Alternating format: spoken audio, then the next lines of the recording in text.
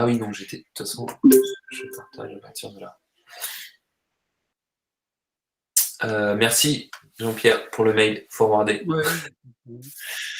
Ok. Alors, présenter maintenant. Tac, l'intégralité. Est-ce que je veux, juste avant qu'on commence, deux secondes là, puisque je vous ai les deux là.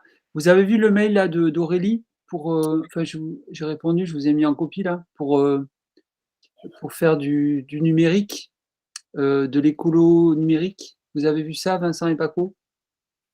Moi, je vais laisser Paco te répondre, mais parce que c'est plus le domaine de Paco, mais je l'ai vu, ouais. Ouais. Et c'est je pense que ça peut être cool. Alors, ça me dit rien comme ça, mais je l'ai sûrement vu. Oh, je t'en reparle, Paco. Ça pourrait être l'occasion de faire une petite conf comme on fait ce soir là. Ok, pas de problème. Et excusez-moi, je me souviens plus de votre prénom, mais j'ai vu que Centurde, vous aviez levé la main. Vous voulez dire quelque chose, peut-être?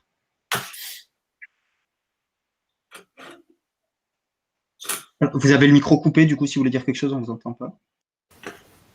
C'est Jean-Claude, en fait, Centurde. C'est moi, Jean-Claude. Je m'en souviens. Non, j'avais rien de spécial à dire, c'est une erreur de manip.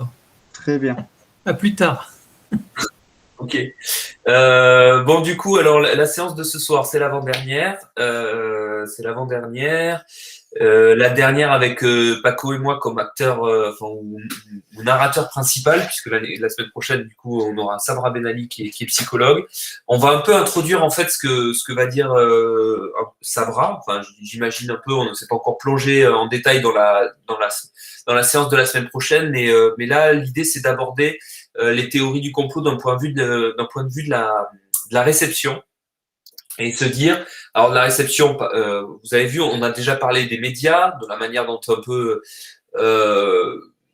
vite fait, ils travaillaient, par qui ils étaient détenus. Enfin, on a abordé un peu ces questions. Peut-être qu'on a un peu survolé, mais en tout cas, on a abordé les questions des médias, on a abordé la question des algorithmes et d'Internet, comment ça fonctionnait avec Paco. Là, du coup, c'est plutôt la réception d'un point de vue psychosociologique, on va dire. Et en fait, grosso modo, il y a des études qui sont faites en neurosciences, en psychologie, sur la façon dont on aborde les choses face aux fausses informations et au complot. Et nous, ce que je vais essayer de faire ce soir, c'est un peu une synthèse de tout ça. La première partie de la soirée va concerner le contexte de réception. Donc là, je vais un peu revenir sur ce qu'on a un peu dit déjà, mais je vais peut-être pas trop m'éterniser parce que c'est un peu des portes ouvertes, mais enfoncer des portes ouvertes, mais c'est globalement qu'est-ce qui fait qu'aujourd'hui on peut parler d'un contexte de crise au sens général, qui fait que ce contexte nous désoriente. On parlera ensuite des biais cognitifs. Je vais mettre beaucoup de biais cognitifs. Je vais mettre la lumière sur 3 en particulier. Et enfin, on verra d'autres explications qui peuvent nous mettre sur la piste, expliquer pourquoi on peut être sensible à ces théories du complot. Et je dis bien on, pardon, je suis enrhumé, mais je dis bien on, parce que c'est pas que il s'agit pas de pointer du doigt ceux qui tombent les gens complotistes, quoi. C'est vraiment, on va voir par ces explications-là, que tout le monde peut être amené à formuler des idées conspirationnistes ou complotistes, et que voilà, que c'est pas une question de classe sociale, c'est pas une question d'études, de niveau d'études, c'est pas une question de QI, c'est une question d'un moment à un moment donné, et puis aussi de la façon dont nous on est structuré, notre cerveau est structuré plus particulièrement. Voilà pour la petite introduction. Donc là, ce qu'on va voir en premier lieu, c'est le contexte. Le contexte, et là j'ai mis des exemples de cartes. Ça veut plus ou moins rien dire, ces cartes, mais je les trouvais jolies, et donc du coup je les mis. Mais c'est pour montrer qu'on est dans une sorte, que le contexte nous plonge dans une sorte de désorientation, et que face à cette désorientation, on va essayer de trouver des explications. Et que le complotisme peut être une explication. Premier contexte de crise, c'est qu'on peut expliquer, parce qu'on en parle beaucoup, c'est le contexte de la crise écologique.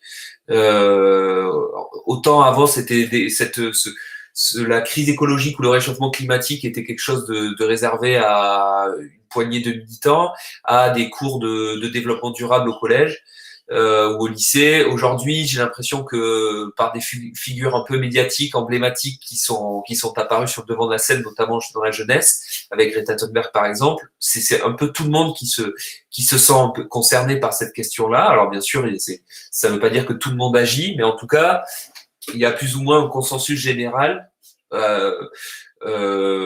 côté des scientifiques, mais aussi peut-être du côté médiatique et de la population, qu'il y a une crise écologique. Là, j'ai donné un exemple, j'aurais pu en donner d'autres, mais selon certains scientifiques, on est dans la 6e extinction animale de masse en cours, et cette défaunation a des conséquences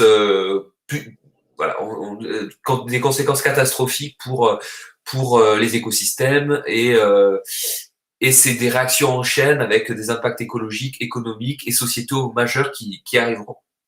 C'est un peu aussi ce qui est intéressant. Je reparle de Bruno Latour, mais c'est parce que je suis trop fan, je me rends compte.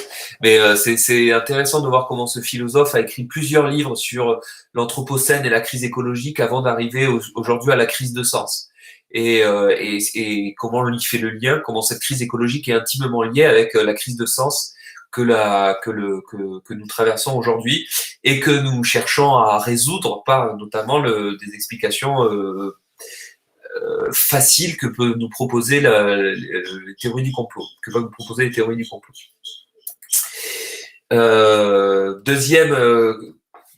Deuxième crise, c'est la crise migratoire. Donc on peut dire que c'est une des conséquences de la crise écologique, puisque au niveau des réfugiés climatiques,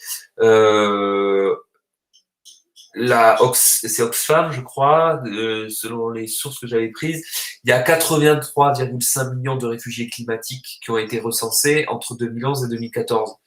Donc juste sur cette période-là, donc c'est assez énorme, et ça continue d'augmenter, et les chiffres qu'on nous annonce pour les années 2030, 40, 50 sont assez vertigineux.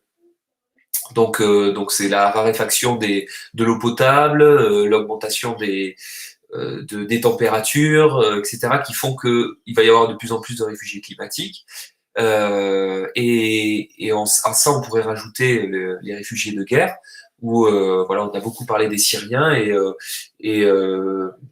depuis 2011, donc ça c'était des chiffres, à l'époque c'était en 2018, il y a eu entre 2011 et 2018 4 millions de réfugiés syriens, juste sur la Syrie, sans compter les autres pays en guerre, l'Afghanistan, l'Irak, etc. On est dans un contexte aussi de crise écologique, crise migratoire. On en a parlé aussi de la crise des représentativités, ou la crise des représentations,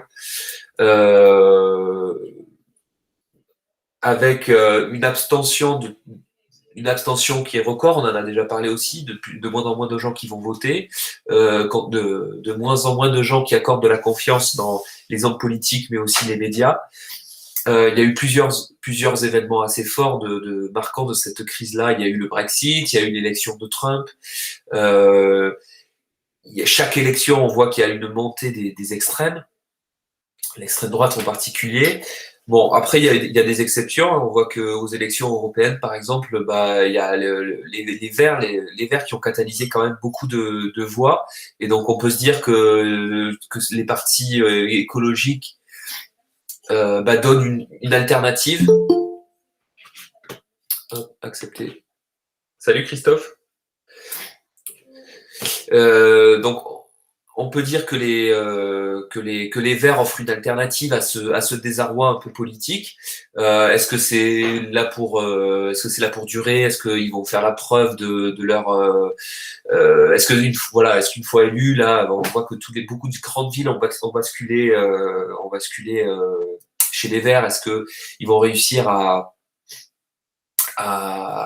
contenter l'opinion et à perdurer? Je sais pas, mais en tout cas, c'est ce qui était intéressant là à noter, c'est que depuis un certain nombre d'années, les extrêmes montaient et on avait de moins en moins de participation. Là aujourd'hui, avec les Verts, on dirait que ça crée une sorte de, ça peut polariser des mécontentements dans la société. Voilà. Montée des extrêmes, c'est la montée des populistes aussi, on l'a vu avec Trump, qui utilise un langage, un franc-parler qui est déconcertant, qui n'hésitent pas à avoir recours aux fake news pour arriver à leur fin. De cette crise des représentations, on peut passer à une autre crise. Je vous dresse un tableau super joyeux pour ce lundi soir. C'est la crise financière. Depuis 2008, grosso modo, on est dans une sorte de crise financière avec des inégalités qui augmentent. Avec, malgré toute cette crise-là, des riches qui deviennent de plus en plus riches et des pauvres qui deviennent de plus en plus pauvres. Excusez-moi, je vais devoir me boucher régulièrement. Je coupe le micro et je coupe la caméra, pardon.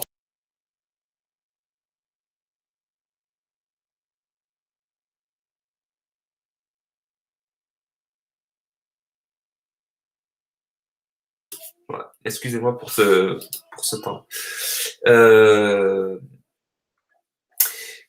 Voilà. Et selon Oxfam, là, c'était Oxfam, l'autre, c'était une autre source là sur la crise écologique, mais sur la crise migratoire, c'est 82% des richesses créées dans le monde ont bénéficié à 42 multimilliardaires. Donc ça, c'était en 2017 ce chiffre.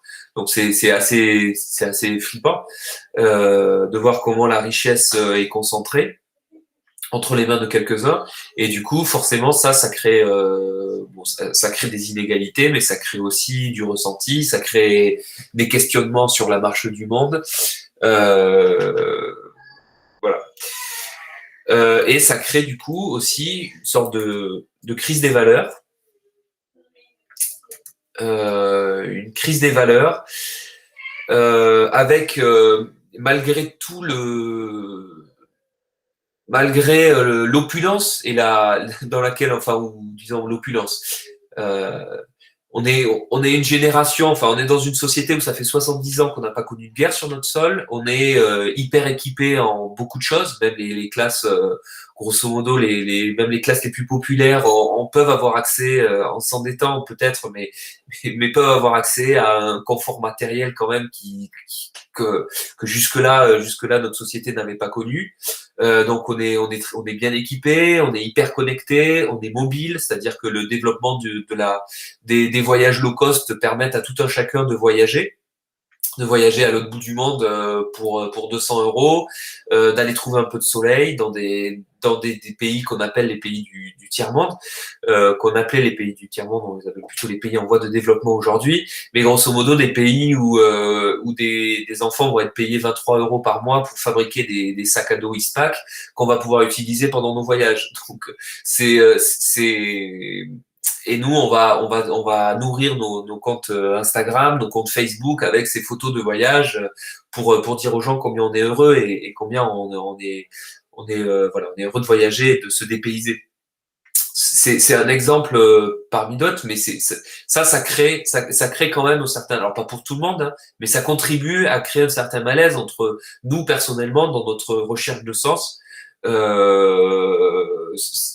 Voilà, qu'est-ce que ça veut dire? Qu'est-ce que ça veut dire aussi acheter un iPhone, acheter un smartphone qui est fabriqué par des Ouïghours emprisonnés dans des camps de concentration en Chine, ou des camps de travail comme on les appelle.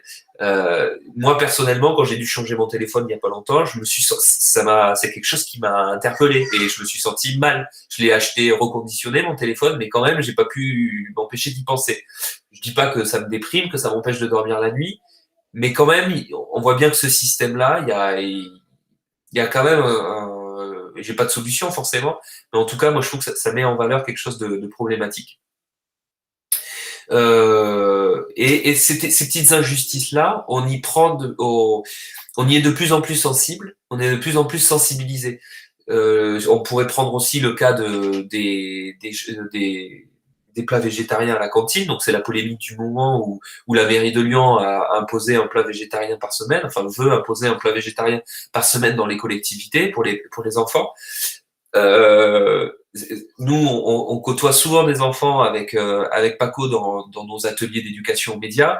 Quand on a des débats sur est-ce qu'il faut des plats végétariens, est-ce qu'il faut manger moins de viande, souvent ça fait consensus, c'est-à-dire que les 3/4 des enfants sont convaincus qu'il faut moins manger de viande, que ça fait partie que ce serait normal. Donc on voit que les enfants sont sensibilisés au fait que ça crée la nourriture, l'élevage industriel crée de la pollution, crée du mal-être, etc.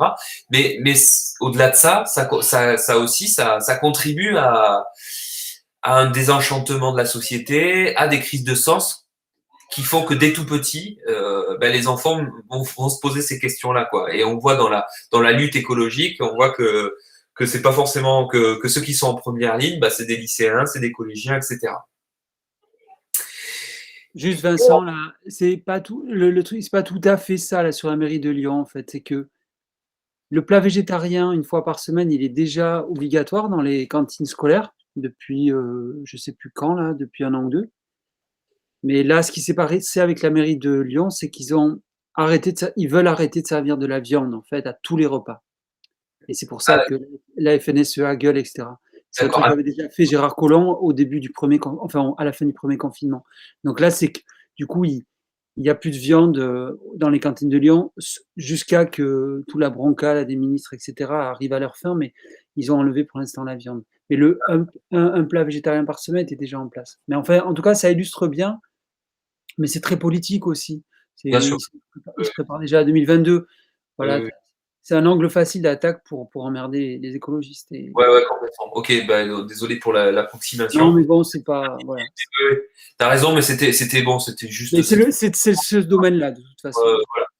Pas forcément pour faire un focus sur cet exemple-là, mais c'était au-delà des manœuvres politiques et de cette affaire qui est montée en épingle, effectivement, avec derrière des stratégies politiques. Donc c'est presque anecdotique, mais ce qui est intéressant de voir, c'est que on a ce désenchantement-là. On a de l'autre côté, je disais, des sociétés sécularisées, c'est-à-dire de moins en moins de chrétiens ou de croyants ou de pratiquants. Et du coup, la religion qui venait nous donner une explication facile à l'ordre du monde, la société de consommation et le progrès qui venait aussi nous donner une explication du monde, une sorte de projection vers l'avenir. Aujourd'hui, ces deux piliers-là ont disparu. Et donc, on se retrouve à devoir essayer d'imaginer quelque chose par nous-mêmes. Et ça, c'est pas évident. C'est pas évident. C'est d'autant moins évident que bon, il n'y a pas de figure politique qui pourrait nous donner qui pourrait nous donner un chemin à suivre, quoi. Alors, sans forcément parler de chemin à suivre, mais des sortes de nouveaux paradigmes et des nouvelles explications un peu politiques. Et il n'y a pas non plus les médias derrière qui nous suivent, qui suivent aussi ces changements. Les médias rendent compte de ces changements par beaucoup de. Ouais, bonjour. Tiens, voilà, on parle en nouvelle génération. Elle voulait vous dire bonjour. Iris vous dit bonjour et je continue. Ok, salut, c'est tout. Tiens. C'est le déchirement. C'est sûr, c'est. Et voilà. Et donc on se retrouve un peu face à nous-mêmes. Oui, je disais les médias. Les médias ne rentrent pas dans des explications trop. Voilà. On nous alerte, on nous met on nous donne des chiffres souvent, le compte rendu du dernier rapport Oxfam, du dernier rapport merde, pardon. Bref, des choses qui nous alarment, mais pas des choses qui viennent nous rassurer ou nous donner une marche à suivre. Il y a aussi derrière ça, derrière ce manque d'explications et de détails, il y a aussi tout ce qui va relever de la situation géopolitique, qui est très complexe, on le sait, et du coup, les médias rentrent rarement dedans. Par contre, avec Internet aujourd'hui, des informations se diffusent très facilement, on l'a vu. Et donc, si par exemple les médias vont pas nous parler de, je sais pas, nous parle de la guerre au Mali, du fait que François Hollande à l'époque intervient au Mali. L'explication politique relayée et l'explication qui est relayée par les médias, c'est de dire on a c'est nos frères maliens, on va les aider pour toujours pareil les principes de la liberté, etc. On nous dit pas que Bouygues, qui détient aussi TF1, etc. et un des principaux propriétaires de gisements d'uranium et de mines là-bas, et qui s'en va de garantir l'intérêt du coup d'une grande entreprise de l'État et de protéger les intérêts de cette entreprise-là. Alors, on nous dit pas. Je l'emploie comme ça, mais pareil, à prendre avec des pincettes. C'est-à-dire que dans certains médias, on va le trouver. Mais certainement, on en parlait la semaine dernière avec le débat avec sur les gilets jaunes ou sur EDF. On parlait de ça par rapport à EDF, à la privatisation d'EDF. On voit bien qu'il y a certains médias qui le traitent. Mais ça va être des médias un peu exigeants, ça va être à des heures pas forcément où on a envie d'être exigeant ou d'être attentif. Ça va être sur du France Culture, sur du Arte, sur des médias plus spécialisés. Et donc forcément, on peut facilement passer à côté de l'information et on peut facilement mettre tous les médias dans le même panier en disant les médias ne nous informent pas, parce qu'effectivement ce sont des sujets et des informations qui ne font pas la une. Et du coup qui sont pas forcément accessibles en un clic ou en un changement de chaîne de télé. Voilà, donc voilà. Est-ce que dans tout ça, il faut trouver un moyen de réenchanter le monde. La formule n'est pas de moi, je sais plus de qui elle est, mais en tout cas à côté des explications binaires des complotistes, il faut à mon avis s'extraire un peu de ça, admettre qu'on n'a pas toutes les clés, qu'on ne peut pas tout comprendre, que la vérité n'existe pas d'une certaine manière, et que du coup il faut trouver un moyen de réenchanter le monde dans lequel on est. Et sortir de cette position de consommateur un peu passif et revendicatif. Il faut revendiquer des choses, mais voilà, il faut arriver à ces revendications, à les transformer en énergie positive. Ça n'engage que moi, c'est mon point de vue. C'est mon point de vue, et je dis pas que c'est facile et tout. Moi, comment je vois les choses, c'est comme ça, et c'est un peu, je sais pas si vous aurez l'occasion de lire le préambule sur le site internet, c'est un peu dans ce sens-là, mais on pourra en parler peut-être si vous avez des remarques ou quoi, ou si vous n'êtes pas tous d'accord avec ce que je dis ou ce que j'écris. Je vous donne la parole tout à l'heure, ou alors je vous la donne tout de suite si vous voulez, avant de passer au biais psychologique, au biais cognitif. Est-ce que vous êtes d'accord avec ce constat-là? Est-ce que vous avez des remarques, ou est-ce que j'enfonce un peu des portes ouvertes, hein? Mais je pense que ça participe à notre dépression un peu généralisée, quoi. Et là, j'ai même pas parlé du Covid. J'aurais pu parler du Covid, dans quel état ça nous plonge depuis 1 an, quoi. D'ailleurs, je pourrais actualiser ces slides en parlant du Covid. Je vois pas de main levée. On continue, du coup? Juste, moi, je suis d'accord, effectivement, on est dans un contexte de multicrise qui est très fort. Et voilà. Et je pense que et ce qui participe certainement de toutes ces crises, c'est la crise climatique, en fait, et rentrer ce qu'on appelle, je ne sais pas si vous connaissez l'expression, moi je suis en train de lire un bouquin là-dessus, je trouve très bien, c'est les risques existentiels. Et la crise climatique, c'est un risque existentiel. Se prendre une astéroïde sur la figure, ou faire les frais d'un supervolcan, comme il y a eu dans l'histoire de la Terre déjà, ça serait aussi un risque existentiel, sur lequel on aurait...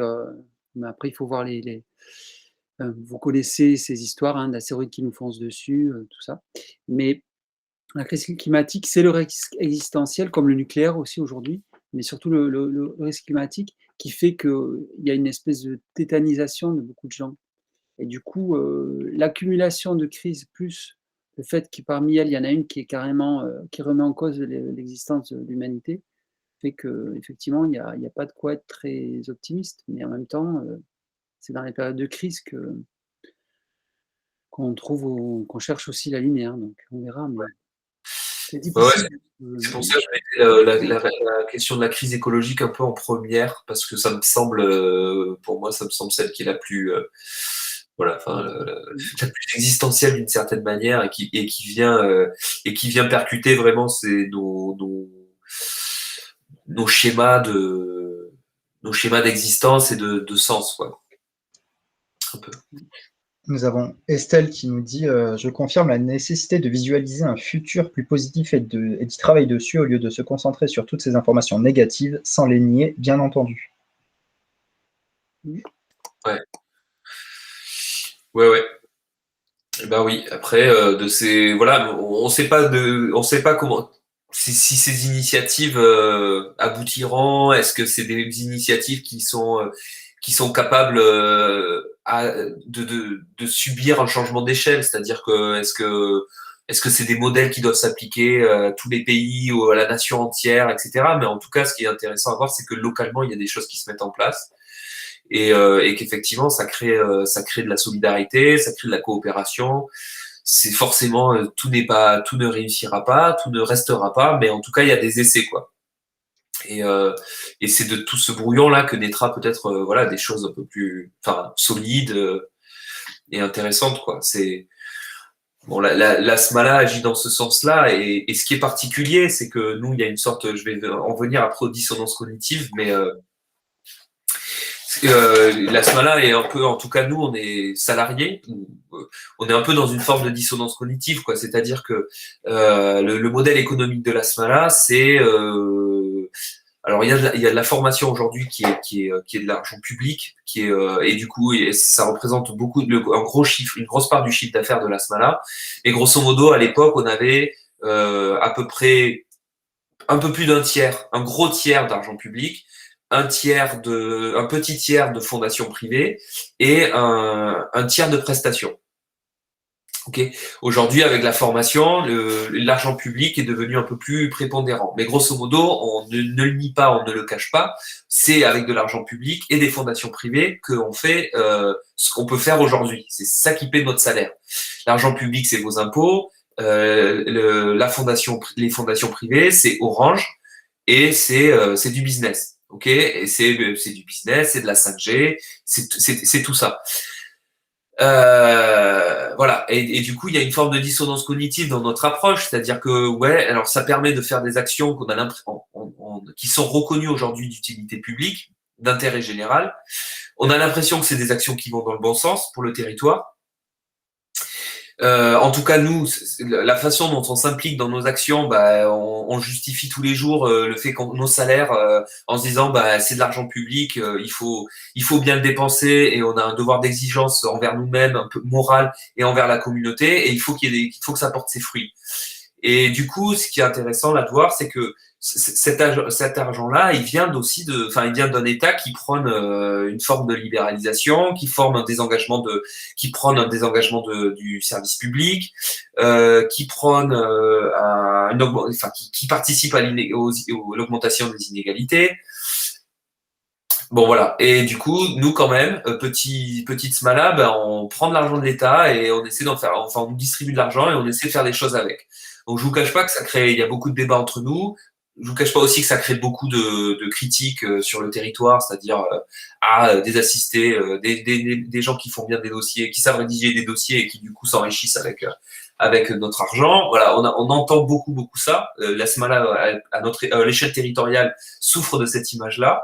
À l'échelle plus grande, beaucoup moins. Mais en tout cas, moi je trouve que ça, voilà, la création de tiers-lieux, la création d'initiatives comme on fait, le modèle économique de ces initiatives-là pose beaucoup de questions. Et voilà. Et je trouve que c'est bon, j'ai fait une petite digression, veuillez m'excuser, mais c'était pour parler un peu de cette dissonance aussi cognitive entre un État et des entreprises qui alimentent des projets qui sont censés participer au changement de société. Alors voilà, la question, est-ce qu'on est les dindons de la farce, ou est-ce que on fait des choses qui changeront le monde comme on espère un minimum. Je sais pas. On pourra en reparler si vous voulez. Alors, Nous avons Christophe qui lève la main. Bonsoir. Moi, j'aime beaucoup cette discussion en tant que professionnel du social et du médico-social. Et je voulais répondre aux critiques qui sont adressées à vos projets, ceux de tiers-lieux, ceux de l'économie sociale et solidaire d'une manière générale. Les dindons de la farce, je ne sais pas. Moi, je sais juste que vous occupez une place que l'État n'occupe plus. Et ma vraie question, c'est effectivement, vous bénéficiez d'argent public, vous inventez beaucoup plus que les institutions ne le font, vous créez du lien beaucoup plus que les institutions ne le font, et au final, ce qui me gêne, c'est quelle est la pérennité aujourd'hui? C'est-à-dire, je vous invite sur un livre qui est passionnant, qui s'appelle « Les paradoxes du travail social ». Moi, la question face à la marchandisation du social, est-ce que l'économie sociale et solidaire n'est pas ce que vante l'État aujourd'hui pour dire qu'on en fait différemment et autrement, mais avec quelle pérennité? C'est-à-dire, quand vous parlez de la SMALA, demain, c'est quoi vos indicateurs que vous renvoyez à vos financeurs pour dire on va continuer à exister? Et après-demain, est-ce qu'on ne va pas arriver sur du mécénat pour continuer à exister? Et moi, ce que je trouve fantastique, c'est que vous arrivez à faire rêver et à penser un projet de société. Je souhaite que ça soit pas juste un vœu pieux, histoire de donner de l'espoir, mais que derrière, il y a des choses qui se mettent en place. Alors, j'y crois, sinon je ne serais pas là ce soir, mais c'est un peu ma réflexion. Et je vous invite vraiment à lire ce vieux bouquin de Michel Hôtès qui traite des paradoxes. Alors, ça part d'une version professionnelle, c'est comment le social est une rencontre entre l'économique et le politique, et que depuis les années 80 et l'arrivée de la gauche au pouvoir, avec un espoir énorme, on a fait de la politique par l'insertion économique, on a fait de la politique par le logement, de l'insertion par le logement. Aujourd'hui, vous inventez un projet de société qui inclut tout le monde. L'idée d'une société inclusive, c'est ce que vous faites au travers de la formation, d'aller chercher les gens, de faire de l'éducation au numérique. Et je vous souhaite vraiment, et je nous souhaite qu'on ne fasse pas que rêver ensemble, parce qu'il y a vraiment de la pensée. C'est tout ce que j'avais à dire. Ok. Merci beaucoup. Ouais. On espère aussi. Et alors ce qui est hyper réconfortant, c'est que quand on a le moral dans les chaussettes des fois par certaines critiques complètement injustifiées, ce qui est réconfortant, c'est de voir quand même qu'il y a des initiatives comme la SMALA, il y en a plein partout en France, et qu'il y a plein de gens qui réfléchissent à faire autrement. Et ce que je trouve super intéressant, c'est quand on arrive à faire autrement avec aussi des institutions comme L'Oréal, pour pas la citer, puisque Christophe, on s'est rencontrés comme ça, parce que c'est des institutions qui sont là depuis des années et des années. Je sais plus quel âge elle a, L'Oréal, mais c'est une vieille dame de l'accompagnement de l'aide à l'enfant. Plus de 100 ans. Plus de 100 ans, donc c'est énorme, avec un conseil d'administration que j'ai eu l'occasion de rencontrer qui a pas 100 ans, mais qui a un certain âge aussi. Et du coup, moi, ce que je trouve intéressant, c'est quand ces initiatives-là un peu marginales, comme la SMALA, arrivent à trouver écho et à rencontrer des institutions plus établies, avec une culture et un fonctionnement différent, parce que du coup, ça devient hyper riche, quoi, en fait. Et ça devient souvent concret, ça devient très riche. Donc voilà. Donc ça, c'est intéressant. Et juste, si tu me permets, Vincent, l'espoir est hors des institutions. Elle est dans ce tiers que vous représentez. Parce que la tendance, et je me permets juste, c'est par rapport aux critiques, je ne sais pas si je sors peut-être un peu du sujet, mais la volonté de l'État, c'est que tout ce qui marche, il va vouloir le rationaliser, il va vouloir se l'approprier. D'accord? C'est ce que tu dis, c'est-à-dire vous avez eu des fonds pour faire la formation, combien de gens vous avez formés, combien d'heures vous avez donné. C'est toujours une rétribution. Et plus ça va marcher, plus à un moment ça va s'institutionnaliser. C'est-à-dire l'État ne supporte pas ce qui lui échappe. Et ce qu'il faut, c'est que ça reste tiers. Voilà, je pense que c'est là que ça reste très important. Ouais. Ok. Bon, il faudra qu'on prolonge cette discussion avec plaisir, parce qu'il y a plein de choses intéressantes là-dedans. Et du coup, si vous voulez, comme il est 19h19, je continue un peu sur les biais cognitifs. Sur les biais cognitifs, j'en ai retenu 3. Alors, les biais cognitifs, avant de vous en montrer un, de faire le focus sur un, pour ceux qui connaissent pas, grosso modo, on peut l'expliquer par une sorte de distorsion dans le traitement de l'information par le cerveau. Grosso modo, le cerveau il fonctionne avec des schémas, on va en voir quelques-uns. Et grosso modo, il y a des distorsions dans ces schémas-là. Et les biais cognitifs, il y en a beaucoup. Il en existe de nombreux. Moi, j'en ai choisi 3. Enfin, je sais pas moi qui j'ai choisi, mais c'est souvent ceux qui reviennent pour expliquer notre adhésion aux théories du complot. Il y a d'abord le biais d'intentionnalité ou le biais, le biais d'intentionnalité, aussi appelé le biais d'agentivité. Alors, c'est assez simple, celui-là on le connaît, c'est une tendance à surestimer le rôle des causes délibérées lors de la survenue d'un événement ou face à un comportement humain. Grosso modo, on va attribuer quelque chose qui est de l'ordre du total hasard, on va l'attribuer on va essayer de lui donner une explication rationnelle. Exemple, vous marchez dans la rue, vous vous faites percuter par une personne, vous croisez une personne, elle vous tape l'épaule. Ok, c'est une première, vous dites bon, ça arrive, il s'excuse pas. Et puis en vous retournant comme ça, vous en tapez une deuxième. Et en fait, ça va créer un raisonnement naturel, un raisonnement humain qui va vous faire penser que ces gens-là, qu'aujourd'hui la foule s'est liguée contre vous pour vous faire passer une mauvaise journée ou pour vous casser l'épaule. C'est un exemple, grosso modo, pour dire dans d'autres termes, c'est considérer le collectif comme un seul être et qu'il pourrait y avoir une accumulation de responsabilités.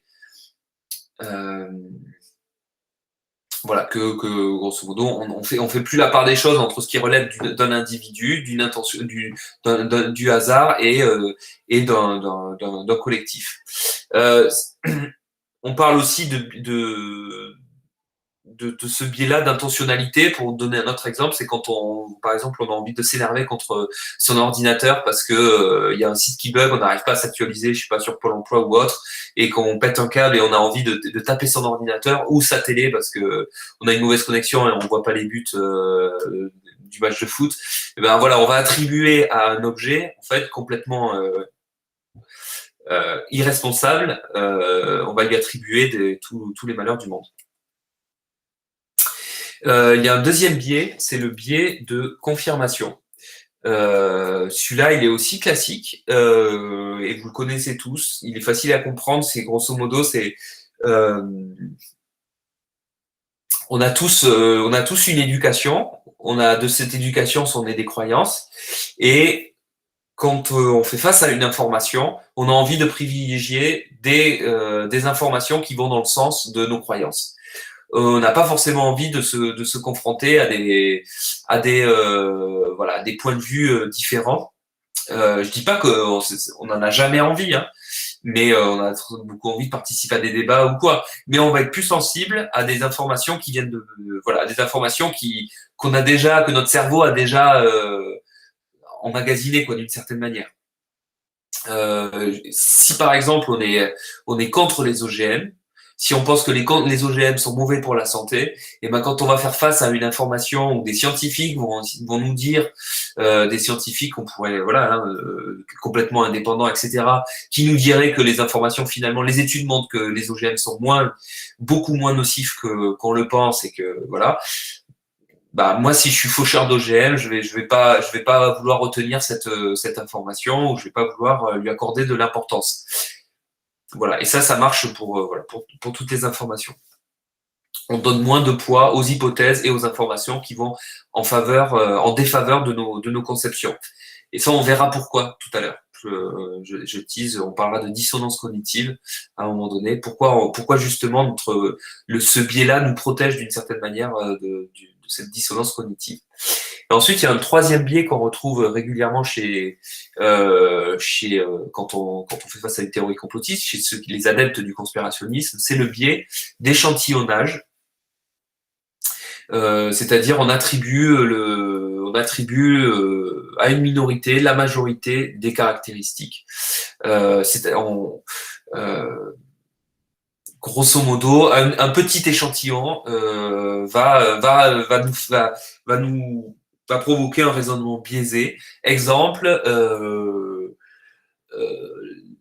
les bénéficiaires du RSA ou les bénéficiaires des minima sociaux sont tous des gens qui profitent de l'argent public et qui détournent de l'argent public parce qu'ils n'ont pas envie de travailler. Voilà, ça c'est le discours qui revient souvent chez les politiques, hein, c'est-à-dire qu'il faut plus de contrôle sur les bénéficiaires du RSA, des minimums sociaux, etc. Or, toutes les études, et là il y a un très bonne vidéo YouTube qui s'appelle produite par France Télévisions, qui s'appelle DataGull. DataGull, c'est une série vidéo produite par France Télévisions, écrite par de très bons journalistes qui démentent beaucoup de choses, notamment là ce cliché-là des bénéficiaires du RSA qui coûterait beaucoup d'argent à l'État. Alors oui, ça coûte de l'argent, mais non, ça va pas dans les poches de gens qui n'ont pas envie de travailler ou qui n'ont pas envie de chercher du travail. Donc ça, c'est un biais d'échantillonnage. Il y a d'autres explications qui font qu'on est sensible aux théories du complot. Et là, on arrive à un petit jeu, on va faire entre nous. D'après vous, quel est le trait horizontal le plus long de ces deux traits? Tapez 1 sur votre téléphone si vous pensez que c'est le trait 1. Tapez 2 si vous pensez que c'est le trait 2.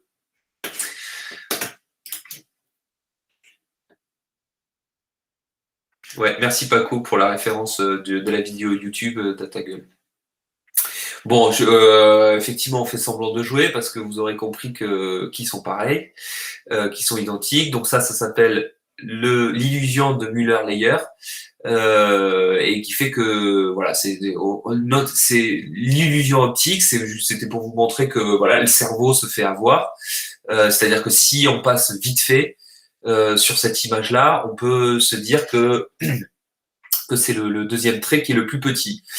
Ça a été fait, cette expérience-là de Müller-Lyer, elle a été, en grosso modo, à la base, le scientifique demande de placer le milieu, ou de placer le milieu enfin, je vous passe les détails, mais c'est une vraie expérience qui a été faite et la plupart des gens se font avoir. Hein. Là, on se fait pas avoir parce qu'on sait très bien qu'il y a une entourloupe, mais si on le sait pas et si dans la manière dont ça avait été demandé, tous les gens se faisaient avoir, là, c'est donc une illusion d'optique. Et il en existe plein d'illusions de cette trempe. Ok, et il y a ça c'est marrant, je connaissais le phénomène mais je connaissais pas le nom. C'est les pareidolies. Et alors là, il y a eu un phénomène hyper intéressant ces derniers temps sur Facebook. Là, le dernier pareidolie qui est apparu, c'est pendant la tempête Justine, où une photographe a capturé Poséidon dans tous ses états, avec cette photo là où on voit la mer, une vague déchaînée qui est censée nous montrer Poséidon, le dieu de la mer. Et en fait, c'est assez marrant parce que cette photo a beaucoup tourné et il existe plein de photos sur Facebook qui tournent comme ça, où on voit des signes dans la nature. Et grosso modo, là, je vous ai mis trois autres exemples de pareidolie, donc cette église là en forme de canard et cet hélicoptère là de l'armée qui semble manger ou déverser ou vomir des soldats. C'est grosso modo notre capacité du cerveau à voir des choses et souvent des visages dans des objets complètement enfin des choses voilà complètement pas du tout rationnelles. Dans les nuages, hein, on fait ce jeu quand on est tout petit déjà, donc c'est quelque chose d'assez naturel. Et ce phénomène peut se transformer pour les croyants en signe. C'est-à-dire que si vous pensez que le hasard n'existe pas ou que vous êtes un fervent catholique, et ben dans ce crépi-là et dans ces taches d'humidité, vous pouvez voir Jésus qui vous apparaît. Et ça a été, pour le coup, là, ça c'est le Christ de Sir Clébin, Et c'est, je sais plus, dans les années 80 ou 90, c'est cette tache d'humidité qui a fait apparaître le Christ. Il y a des milliers des milliers, peut-être pas des milliers, mais des centaines de gens qui sont venus voir ce Christ apparaître. Et voir ce Christ apparaître. Et régulièrement, le Christ apparaît hein, dans une crêpe, dans une forme de mousse de café. Bon, on peut voir le visage apparaître comme ça. Et ça, c'est un peu naturel chez nous aussi. On le voit là, le Christ. Hein. Mais si on est un vrai, si on est un fervent croyant, ben, on peut voir ça comme, on peut trouver une explication au fait qu'il apparaisse dans ce crépi. Voilà. On n'aura pas envie de l'expliquer par le hasard. Au-delà de ces illusions d'optique et de ces jeux du cerveau, il y a une explication. On pourra y revenir peut-être du coup un peu plus avec Sabra la semaine prochaine. Mais il y a le fait que c'est un remède. Le complotisme est un remède à l'angoisse. Il nous protège de l'angoisse parce que, on l'a déjà vu ça à plusieurs reprises, il donne une explication rationnelle du monde, d'un monde qui est difficile à comprendre, difficile à cerner, un monde qui est où il y a une surinformation et du coup où les signaux se télescopent. Et donc une théorie du complot qui va désigner des méchants, qui va désigner des gentils, des oppressés, qui va mettre en valeur des signes et qui va nous protéger du hasard, va faire que ça va être un remède à nos angoisses là. Et ça encore, c'est tout à fait naturel. Et ce qui est intéressant là, c'est qu'il y a de plus en plus d'études qui montrent, qui vont étudier ou qui vont mettre en valeur des études, enfin des rencontres avec d'anciens complotistes, de gens qui sont tombés très fortement dans des théories du complot à une époque. Et on voit que ça correspond aussi à des époques où on était où ces personnes-là étaient très angoissées. Moi, personnellement, je l'ai vécu. Je suis pas tombé dans une théorie complotiste, mais du coup, j'ai essayé de le transformer de manière très différente. Mais moi, si je suis arrivé à m'intéresser à ce projet-là, enfin, à ces questions-là et à monter la SMA-là, ça naît d'une profonde angoisse du monde là, tel qu'on l'a décrit, qui m'est venu, qui m'a pété à la gueule d'une certaine manière, quoi. Et parce que j'ai touché du doigt. Pour vous la faire courte, entre 2013 et 2015, j'ai beaucoup voyagé en Turquie. Je tournais un documentaire sur la Turquie parce que j'avais eu l'occasion d'arriver en 2013 en Turquie et de rencontrer Denise qui est ma femme aujourd'hui et qui est turque, mais de rencontrer toute une jeunesse qui se révoltait à l'époque contre Erdogan. Et donc, je sais pas si vous vous rappelez, c'était au moment des manifestations de Gezi. Et du coup, je devais faire un voyage touristique et j'avais une caméra sur moi. Et en fait, je suis resté 15 jours avec ces manifestants-là. Et entre 2013 et 2015, qui correspond aux élections présidentielles d'Erdogan, qui est devenu président à ce moment-là, à l'époque, il était que seulement Premier ministre, j'ai suivi ces jeunes-là en lutte contre Erdogan. Et aussi des journalistes, des médias. Et la censure à ce moment-là commençait à être très forte. Beaucoup de journalistes commençaient à être emprisonnés, beaucoup de médias commençaient à être censurés, et beaucoup de médias. Il y avait quand même encore à l'époque des médias étrangers qui arrivaient quand même à faire leur travail. Et moi, je suis parti en voyage de presse avec des médias, le grand reporter du Monde à l'époque qui était Guillaume Perrier, le grand reporter de Zaytoun, le média allemand. Et voilà. Et je suis parti en voyage de presse dans un bus avec plusieurs grands reporters comme ça. Pendant une semaine, on est parti visiter l'Anatolie au moment des élections locales.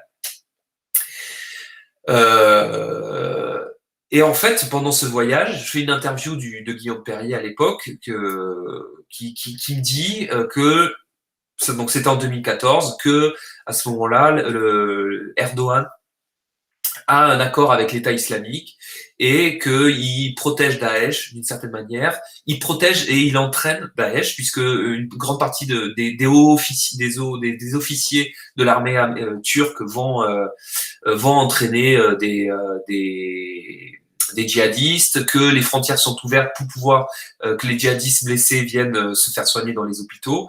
Voilà. Aujourd'hui, tout ça a été prouvé, tout ça est sorti dans la presse, mais à l'époque, quand il me dit ça, je cherche des informations sur Internet et ces informations-là, je les trouve pas. Et je les trouve que sur un site qui est complètement taxé de complotisme aujourd'hui et à l'époque aussi. Et donc là, je panique un peu. Je me dis bon, alors ces infos qui apparaissent, enfin, ça censure, voilà. Et pourquoi ces informations-là, elles sortent pas dans la presse? Pourquoi on n'en parle pas plus, etc., etc. Et il me dit aussi quelque chose de très important. Il me dit voilà, l'État turc pense maîtriser cette relation-là avec Daesh, sauf que selon moi, donc selon voilà, le journaliste que j'interviewais, ça va lui échapper et ça va se retourner contre lui et il y aura des attentats en plein cœur de la capitale, etc., etc. Un an après, il y a eu des attentats qui ont tué je sais plus combien de morts en Turquie, des jeunes notamment, une centaine de manifestants de jeunes turcs, et il y a eu des attentats aussi, comme on le sait, qui ont fait des centaines de morts aussi au Bataclan en novembre 2015. Et tout ça, ça a provoqué chez moi en fait une sorte de, bon, bien sûr, une énorme angoisse, mais du coup, une envie de transformer cette angoisse par des actions et surtout me dire, en fait, ok, il y a des choses qui me dépassent, je peux pas trop comprendre, je peux pas tout comprendre. Il y a des enjeux géopolitiques qui me touchent directement, mais je peux rien y faire. Et du coup, plutôt que de me dire que l'État nous ment, parce que l'État nous ment, c'est sûr, que certains journalistes que des médias vont dissimuler ou vont pas pouvoir nous dire la vérité, c'est vrai aussi, mais plutôt que de m'inscrire voilà dans une sorte de haine et de revendication et de ressenti contre ça, essayer de donner quelques clés par-ci par-là de moi ce que je comprends et de ce que j'ai compris et à travers mes études et à travers mon expérience. Donc voilà, c'est un peu ce qu'on fait un peu ce soir, c'est un peu ça. J'ai encore été trop long, là je vous ai fait une digression, une anecdote pour raconter ma vie, hashtag my life, mais c'était pour vous voilà, pour vous aussi, pour que vous compreniez un peu d'où ça vient. Tout ça. C'est un remède, alors c'est pas un remède, mais ce qu'on a vu, ce qu'on voit aussi chez les complotistes, c'est que à Jean-Claude, je vois que vous avez une suggestion pour parler du subliminal. Je vous laisserai en parler peut-être. Si vous voulez, je finis sur les trucs et je vous laisserai en parler parce que je vois pas trop forcément à quoi vous faites référence et vous en parlerez peut-être mieux que moi. Mais oui, alors peut-être des images subliminales, peut-être vous voulez parler. Bref, en tout cas, il y a eu des études qui ont été faites sur un bon nombre d'adeptes de théorie du complot, et la paranoïa, c'est un trait commun. On peut définir la paranoïa comme un caractère exceptionnel, hein. C'est le fait de s'acharner à trouver des preuves et du coup d'être hermétique à toutes les arguments qui pourraient nous prouver le contraire. La paranoïa était quelque chose qui revenait, qui était un grand trait commun.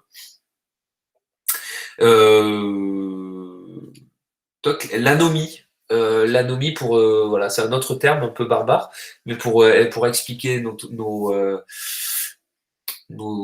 appétences, nos adhésions aux théories du complot. L'anomie, c'est le sentiment de ne pas pouvoir contrôler le monde environnant et sa propre vie. Du coup, faut l'expliquer par différentes thèses. Si je suis au chômage, si je suis au chômage et que je suis pauvre, etc. Plutôt que de me dire que plutôt que de me remettre en question, ce sera plus facile de trouver une explication qui vient de l'État, qui vient de voilà. Je dis pas que c'est pas l'une ou l'autre, hein, les explications. On sait qu'encore une fois, il y a plein de critères qui rentrent en compte dans le fait pour rester sur cet exemple du chômage, dans le fait d'être au chômage, hein, c'est pas que la faute de l'État, c'est pas que la faute du système, c'est pas que la faute de nous, de personnel, mais voilà, l'anomie en tout cas, c'est faire fi un peu de ses propres capacités pour attribuer les causes de son désarroi à un système. Le modèle heuristique, alors ça c'est intéressant, ça rejoint ce qu'on disait sur les biais cognitifs tout à l'heure, le biais de confirmation en particulier. Grosso modo, le modèle heuristique, c'est c'est le cerveau le cerveau agit comme un filtre qui va décider, grosso modo, au quotidien de quelles sont les informations qui sont pertinentes pour nous et celles qui ne le sont pas. Et à partir de ça, il va utiliser ce qu'on appelle un procédé qui s'appelle le modèle heuristique pour résoudre de façon approximative tout un tas de problématiques, de problèmes du quotidien. Exemple, le fait de serrer la main. Alors aujourd'hui, c'est un geste qu'on fait plus beaucoup, mais quand on va serrer la main à quelqu'un, c'est le cerveau convoque un procédé qui s'appelle convoque le modèle heuristique pour le faire. C'est-à-dire que on calcule pas à la perfection le temps que la personne va mettre à tendre sa main, la distance à laquelle elle est, la force qu'il va mettre dans le poignet, etc. Ça, on n'a pas toutes ces données-là. Par contre, l'expérience fait que le cerveau a emmagasiné pas mal d'informations qui va nous permettre de faire ces gestes-là sans se poser la question et sans passer 10 heures à calculer comment on va serrer la main à la personne. Et il y a tout un tas d'actions du quotidien, dans notre quotidien, que le cerveau fait comme ça selon ses modèles heuristiques. Et donc, quand on est face à une information, ou face à un flux d'informations sur une timeline Facebook, Instagram, etc., et bien notre cerveau, il fait un peu de même. Et c'est là que ça rejoint le modèle, le biais de confirmation, c'est-à-dire qu'il va naturellement aller vers sélectionner des informations qui vont nous confirmer, qui vont nous conforter dans notre opinion. Et ce, pour éviter ce qu'on appelle la dissonance cognitive, c'est-à-dire à chaque fois parce que s'il faisait pas ça, on serait tous les jours confrontés à nos propres failles, à nos propres limites intellectuelles, et en fait, ce serait impossible à vivre. Donc, le cerveau va faire ce travail-là pour présélectionner, pour filtrer les choses. Ce que mon explication, un peu là, comme ça, je vous ai fait en freestyle. J'ai noté tout ça, mais là, je l'ai pas lu, mais est-ce que ça vous paraît compréhensible? Ouais. Ok. Si vous voulez qu'on y revienne, c'est ce qu'on appelle les paradigmes, non? Alors, je sais pas trop, les paradigmes, ça peut avoir une autre signification. Qu'est-ce que tu entends par paradigme, Estelle? Ouais, les paradigmes, c'est en gros, c'est ta vision des choses en fonction de ton histoire, de ce que tu as vécu, de tes expériences, de ce que tu vas filtrer, en fait. Alors, ouais, mais je pense que paradigme, c'est plutôt un terme générique pour parler plutôt de modèle. C'est-à-dire tu vois, dans certains domaines, on va parler de paradigme et de reposer un paradigme. Donc, c'est dans des domaines de spécialité, en fait. Ouais, donc, ça quand même aussi. C'est aussi, ouais. On peut parler de ses propres paradigmes. D'accord, ouais, c'est ça. Ok, d'accord, c'est propre paradigme. Okay. Ouais. Du paradigme personnel, quoi. Oui. Ok, d'accord. Et là où j'ai l'impression que les modèles heuristiques, la petite chose qui change, c'est en fait le fait que sans t'en rendre compte, ton cerveau va automatiser des actions pour te permettre de gagner du temps. Ouais, complètement. Ouais, mais tu as très bien résumé ce que j'ai dit voilà, tu as résumé en 2 secondes ce que je lui ai dit en 5 minutes. Donc merci Paco, tu vois, voilà. C'est bien je me perds beaucoup trop dans mes explications. Prochaine conférence, ce sera toi qui feras tout. Jean-Claude, vous leviez la main.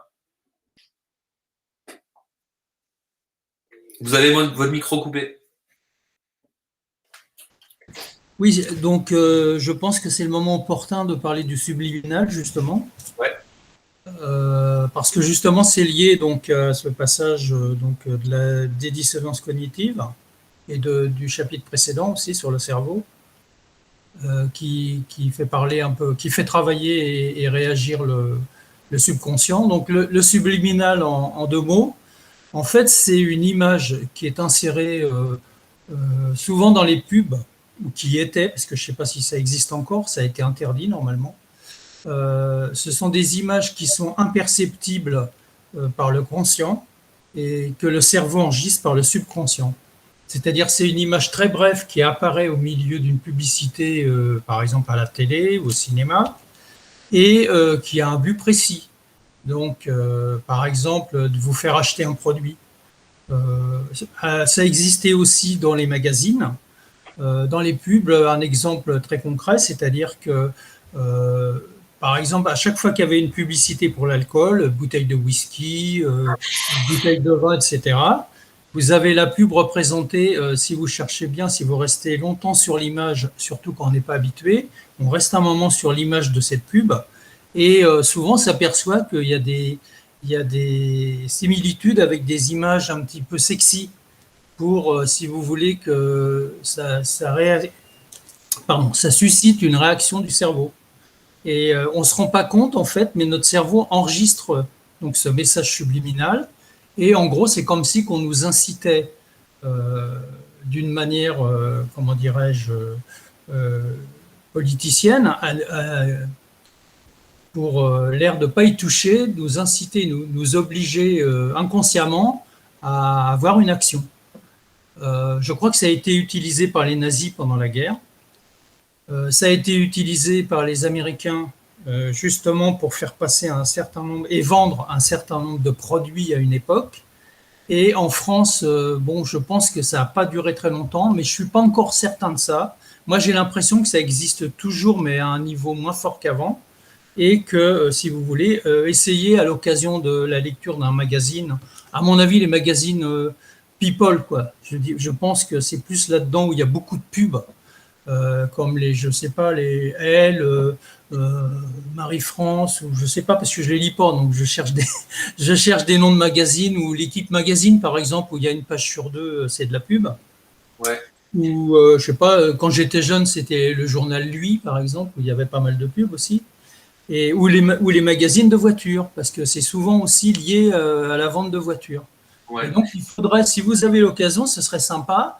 Que vous essayiez d'observer, puis moi je le ferai moi-même aussi, essayez d'observer dans un magazine ou deux magazines que vous avez chez vous, donc des pubs pour l'alcool ou pour les voitures, et vous verrez, à mon avis, ça m'étonnerait que vous ne trouviez pas, en y pensant bien sûr, un lien entre le côté sexy, pour ne pas dire sexe, une nénette assez jolie avec des formes et tout, mais ce ne sont que des formes justement.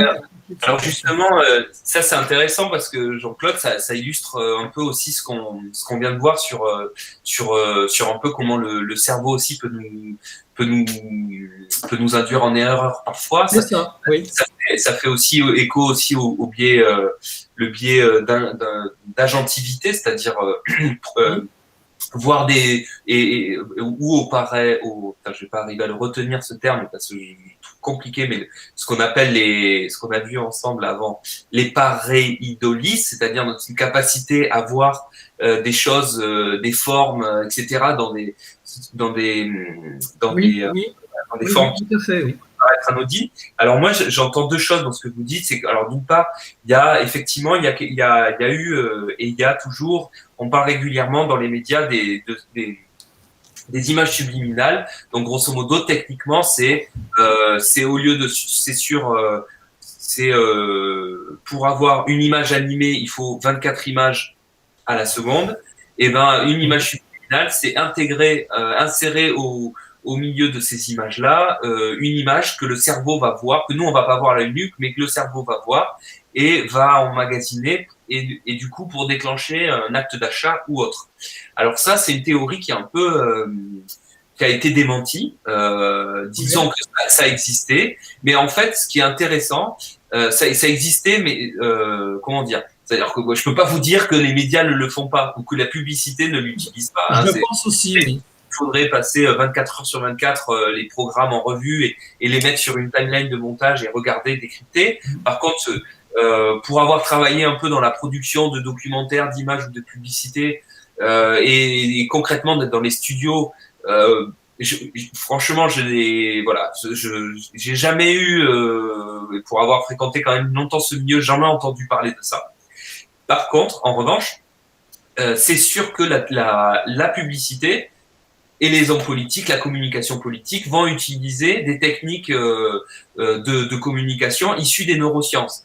Exemple, quand vous dites voir des formes sexy, c'est pas que le fruit de notre imagination. C'est-à-dire que quand on met pour n'importe quel produit, on met à côté une jolie blonde qui roule en belle voiture et qui est super bombasse et quelqu'un qui va consommer ce produit qui sera un mec bien gaulé et hyper heureux dans sa vie. Je veux dire, c'est de la manipulation ouverte. Voilà. Donc ça, on voit que c'est des procédés. Il y a un exemple très connu d'un publicitaire qui a été conseiller pour la Première Guerre mondiale et la Seconde Guerre mondiale, conseiller auprès des Américains, qui a été notamment à la suite de ces faits d'armes pour la guerre, embauché par le syndicat des fabricants de cigarettes aux États-Unis et qui, grosso modo, est venu le voir avec cette problématique. Ok, on a mis des cow-boys partout, du coup tous les mecs fument, et ça c'est super parce que fumer c'est la liberté, c'est la virilité, etc. Sauf qu'en fait notre marché est saturé. Comment on fait pour trouver de nouveaux consommateurs? En fait, ces nouveaux consommateurs, c'est des consommatrices. Et donc il faut du coup faire en sorte que les femmes se mettent à fumer aussi. Comment on fait? Eh ben on va développer toute une histoire autour de ça. Et par exemple, ils ont mis en place un tas de techniques de communication qui a assimilé la cigarette à grosso modo fumer une cigarette pour une femme, c'est s'émanciper, c'est devenir libre. Et ils ont au moment du droit de vote des femmes, les suffragettes, à l'époque quand elles ont manifesté, comme par hasard, elles avaient toutes une clope à la bouche. Et toutes les photos qui ont été prises de ces manifestations, les femmes fument. Ben ça, c'est pas le fruit d'un hasard, c'est une technique c'est une opération de communication réfléchie. Donc il y a ce côté-là de ces techniques de propagande qui passent pas forcément par le truchement des images ou voilà la manipulation des médias, mais qui passent par une manipulation de l'opinion publique et des techniques grosso modo, voilà, issues des neurosciences et autres. La caméra est coupée, Vincent. Ma caméra est coupée? Okay. Oui. Ah ouais, ok, ouais, c'est parce que j'ai voulu me moucher.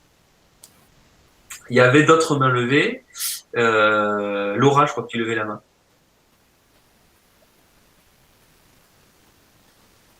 T'as ton micro coupé. Non, non, je n'ai pas levé la main. Ah, ok, pardon, je croyais que j'ai levé la main. Ok.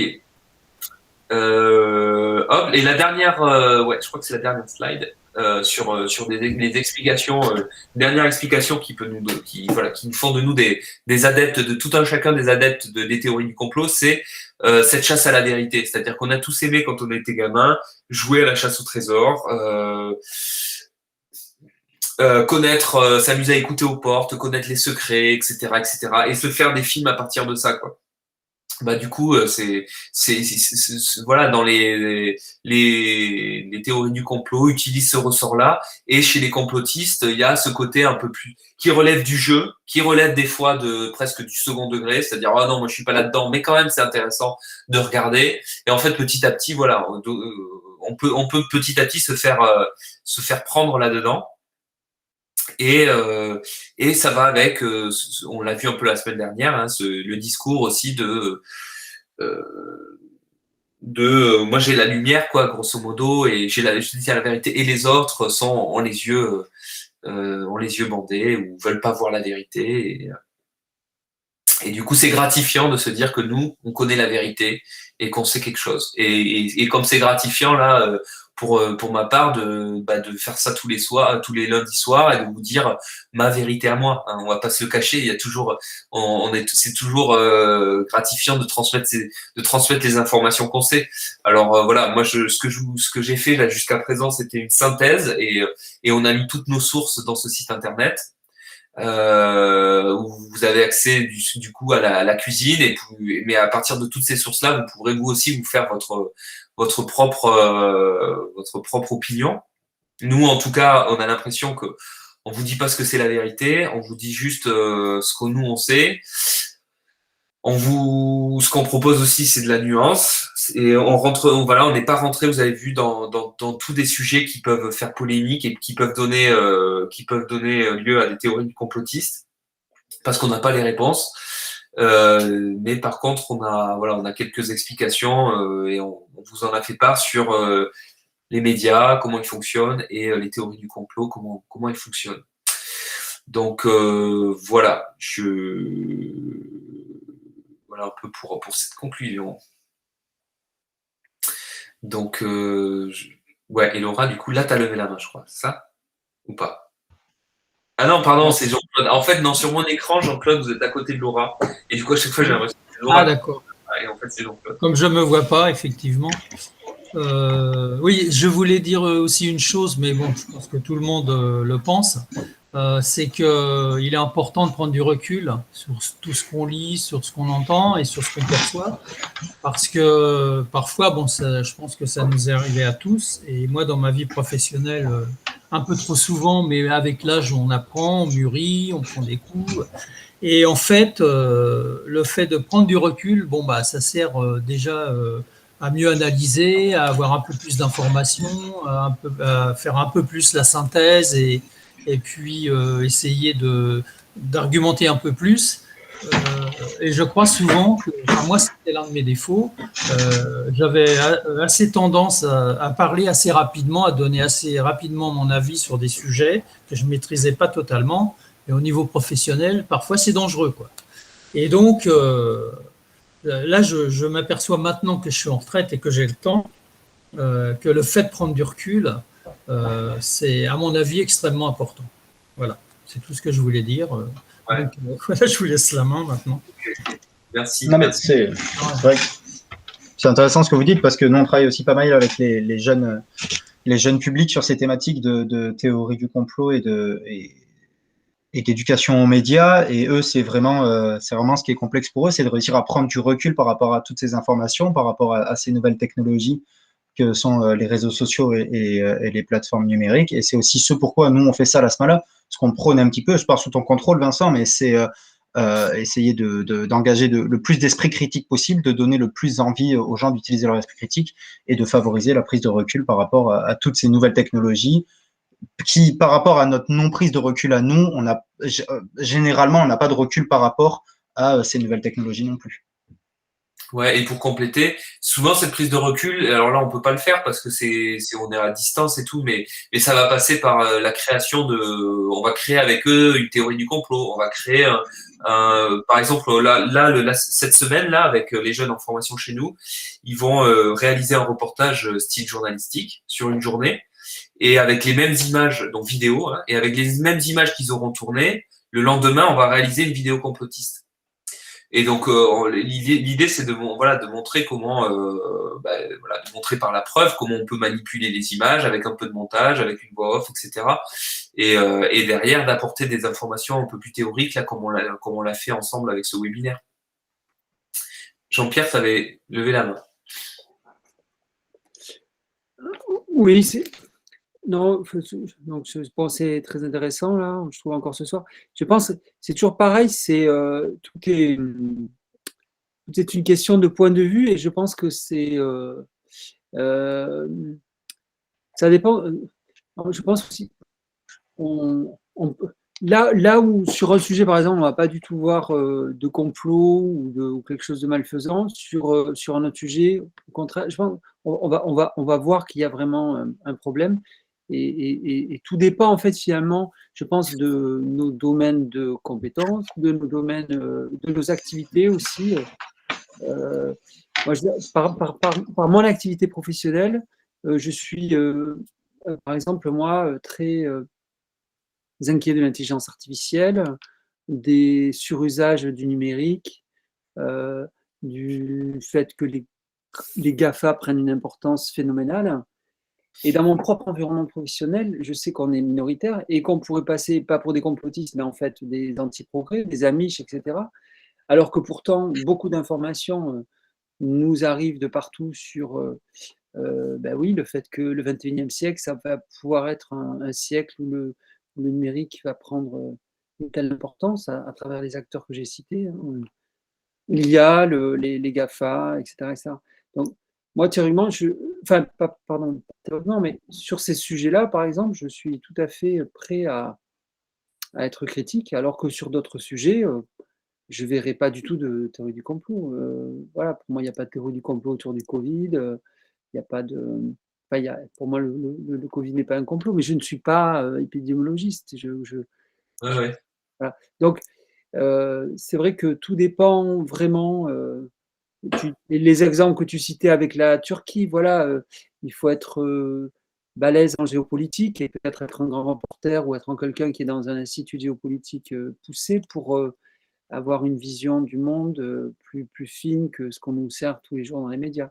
Donc c'est vrai que c'est des sujets très compliqués. Ouais. Non, mais je te rejoins. Chacun, c'est pour ça que le complotisme, tout le monde est, on est tous capables, on est tous susceptibles à un moment donné de tomber dedans. Voilà, pour tout ce qu'on a cité et voilà, pour les raisons que tu donnes. Moi, sur la,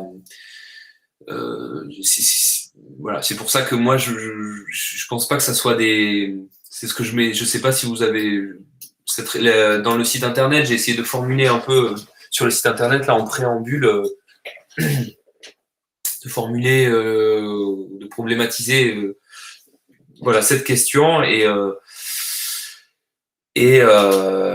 en fait, le complotisme, ce sont les symptômes d'une société en crise et surtout d'un milieu professionnel que sont les médias en crise aussi.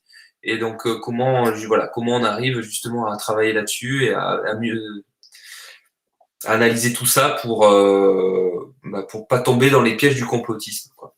Parce que effectivement, chacun à son échelle et selon son sujet de prédilection peut tomber là-dedans. Et du coup, on verra. Ouais, et ben, le prochain webinaire, je vois Olivier Salé, Olivier, tu t'en vas, et ben c'est sur le constatisme, c'est-à-dire le constatisme. Tu trouves qu'on fait un peu trop de constats faciles, Olivier? Non, c'est le contraire. En fait, je trouve qu'on fait beaucoup d'étiquettes. On étiquette très facile les gens en les étiquetant en fait de complotistes, alors qu'en fait, souvent, on est juste constatiste des infos qu'on a. On constate et on constate selon les infos qu'on reçoit.